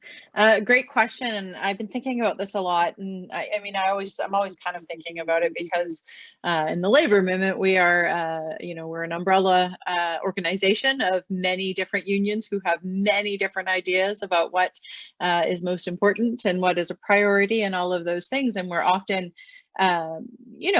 met with difficult decisions and difficult discussions, and I think the key for me to working through some of those things is building relationships. Sarah touched on that, and that's key. Building relationships is crucial, and being able to build trust and show that you're going to show up and do the work and not be afraid to do the work, whatever the work is, but also aligning on values, right? Like if we're not in the labor movement alone, we're not all going to agree on any one particular issue necessarily, but we can look at some of the things that we have in common, put the things that maybe we don't agree on to the side, and move forward and focus on the values-based things that we do, right? When we're talking about, police brutality, right? We talk to union workers about that, about like, if I was on a picket line and this happened to me, what would the impact of that be from the labor movement? Well, the labor movement would be outraged by that, and we would we'd show up. And so police brutality at a protest line is also wrong, and we should show up for that, and we should call it out when we see it, or whatever avenue we have. And so those things are sometimes challenging conversations, but if we can line those values up and move people forward on those values, it makes a huge difference, right? This whole idea of, right, like I'm a labor activist, but labor activism doesn't happen. It's not just work. It's not just about workers. I'm a human rights activist, and labor activism is human rights activism, and you can't do that work without making sure that all of the pieces of that, are included, whether it's queer rights, my own community, I actively am trying to do that work, but also making sure that I'm already setting up an email to send to connect Sarah with some disability rights activists in the labor movement in BC that's sitting here waiting to hit go once we're done this call. It's those things, and making connections, right? Like, I don't need to be at every table. I don't want to be at every table. I don't have the energy or the time to do that. But I know a lot of people, and I have access to a lot of people, and want to connect people up that will do work together and help support and do that. So those are, for me personally, how I think we can move forward and try and do better as a country and as a movement. Thank you. And now I turn to Armine for our last thoughts. Yeah, I recognize the clock is ticking. So I just want to say that coalition work is never easy. It's never done. And it takes a lot of time to build the trust that it depends on to be successful. So I would say to you, wherever possible, amplify each other's work. You don't need to do it. You can amplify it. And wherever possible, acknowledge that there's so much good work being done in so many different ways. But focus your ask. Ask for actionable change. Focus on what needs to change and back it up with analysis, but don't lead with the analysis. Be noisy, but be strategic. Take care of yourself, because you're in it for the long haul, probably. If I'm reading everybody that's on this call together properly, you're probably in it for the long haul. So please take care of yourself. Anjum said it really well, build momentum. And you build momentum by advancing clear asks, having a few wins, and then tracking what works. Actually requiring the people that are saying they're going to do the thing, are they doing the thing? And we have lots of openings right now. The pandemic is the biggest opening we've had in our lifetimes to help shift happen, because shift happens. It's happening right now, and we're part of it. Thank you for letting me be part of this remarkable conversation with these remarkable women. And I hope you get out there and you make shift happen in your own way. Many thanks to you. And thank you to all of our panelists this evening. I will hand it over to Jan and Faye in a second. But I just want to say thank you to you all, and note that our chat this evening was full of many links, lots of information, links to actionable change possibilities. So please take time to note those and go through them. Of course, we will post these on the website as well as this recording. Alors, je vous souhaite tous, toutes, tous une belle soirée. Et je tourne maintenant à Jen and Faye. I'm turning back to Jen and Faye. Thank you all. Okay. Thank you so much to everyone who has been speaking tonight. And I just want to come back to emphasize that what we are doing through all of this, what's symbolized by our logo, is all of us coming together from the different places that we're working and building something strong together, and then, like the rays of the sun, going back out and doing the work on the ground. This is very much about trying to build those cross-movement links, those cross-movements capacities to amplify each other's work. And we're now, over the next few sessions on the 18th of November and the 25th of November, going to be moving into webinars that are focusing on mobilizing. So on the 18th, we're going to have another webinar of strategic conversations where we'll provide you with a sort of summary of a lot of the big ideas that people have been discussing over the course of the webinars, and some strategic questions. We'll have breakout rooms to be able to have those conversations with everyone who's participating. On the 25th, we will have another webinar. I'm really excited to announce that Titha Bhattacharya will be giving us doing a keynote address on cross-movement mobilizing. And then on the 7th of December, we will have our big public event on putting forward key demands. As always, you can reach us at by email. You can follow us on Twitter. You can reach out on our Facebook page or on Instagram. All of the recordings of the webinar are on our YouTube channel. So if you look up Equal Pay Coalition YouTube, you'll see all the Rising Together webinars there. I do particularly want to thank the Atkinson Foundation and the Canadian Women's Foundation for their support that has allowed us to host these webinars and bring people together. And I want to give a special shout out to the Canadian Union of Public Employees, who have been supporting our translation of documents and our live interpretation. And on that front, I want to give a special thank you to Pamela Kuzino and Piotr Bielinski, who have been doing the translation this evening and have been helping us throughout this series. So with that, I will hand it over to you, Jen. Well, I'll just say a couple of words to wrap up. Of course, thanks to the everybody who spoke this evening as our panelists.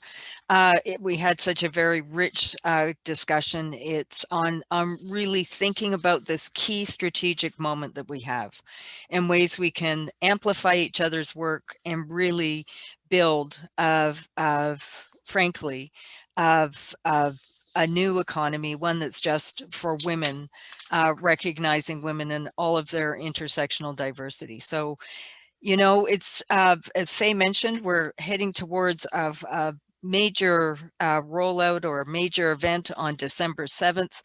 That's the 50th anniversary of, as Armine had mentioned and Faye had mentioned, of the report on the Royal Commission on the Status of Women. And I think the question is, if we're looking forward 50 years, what do we need? Where do we have to go? We've got such a key strategic moment now. Let's work together.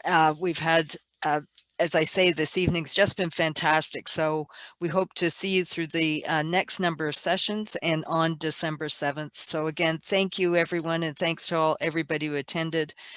We've got a huge opportunity here. Let's build. Let's build our just economy for women. Have a great night.